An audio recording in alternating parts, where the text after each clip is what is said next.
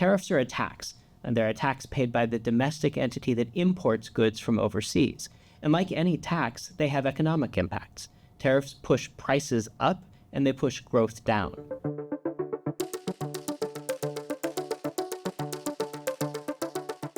Because it's the United States that's imposing most of the tariffs at this stage, we think the implications for the United States are going to be the most significant, certainly in the form of increased prices.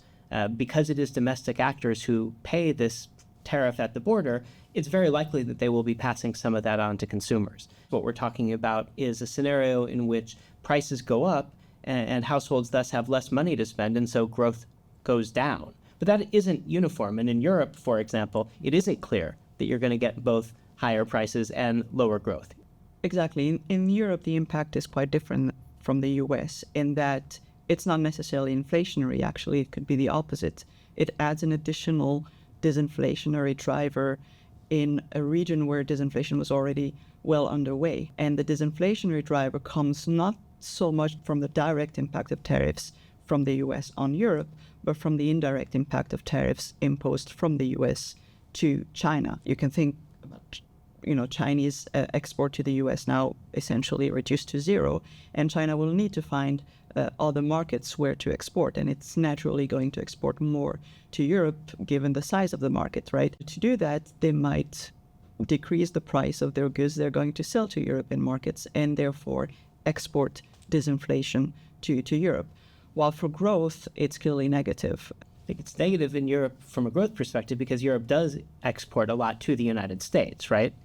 Exactly. So again, you think of a country like Germany, it exports close to 4% of its GDP to the US.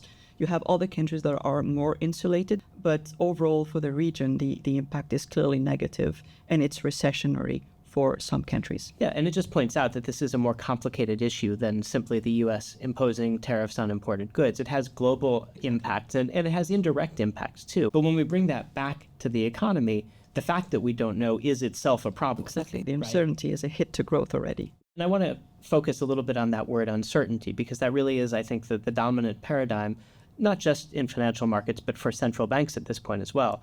The ECB has already cut rates significantly this year. The Fed hasn't. So for the Fed, it's a matter of restarting something. For the ECB, it's merely a matter of continuation. Exactly. The ECB is much more focused on inflation than on growth. And if services inflation continues to ease and eases faster than expected, then it's a green light for them to continue. We're more confident that the ECB will cut and cut aggressively than we are that the Fed will. And so most of the time we would say, okay, that's a good reason to be long the US dollar. And yet the dollar has weakened over the course of the last couple of months. What does that mean for the euro area? What does it mean to have a stronger euro? I think there is a willingness from policymakers at the ECB to strengthen the role of the euro, not necessarily the euro itself. And if the strong euro is now a structural phenomena, they will have to find kind of the sweet spot where the euro is more important in international transactions without necessarily, being a threat to their inflation target. It's a tough balance, right? Because the U.S. also, the U.S. officially has a strong dollar policy. What we mean by the strong dollar policy is the idea that the U.S. does play a predominant role in global trade and in settling global transactions. It isn't meant as a specific reference to the exchange rate of the currency at this point. But it does have an implication for the exchange rate, which is that there's always sort of this excess demand for dollars because of the role it plays in the global financial system.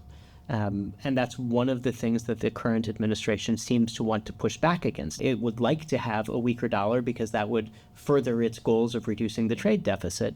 But how you hit, and I really like the way you said that, how you hit the sweet spot of being an important currency, but one whose exchange rate still allows you to hit your economic goals, well, that's a tough trick to pull, especially in what is the world's largest market.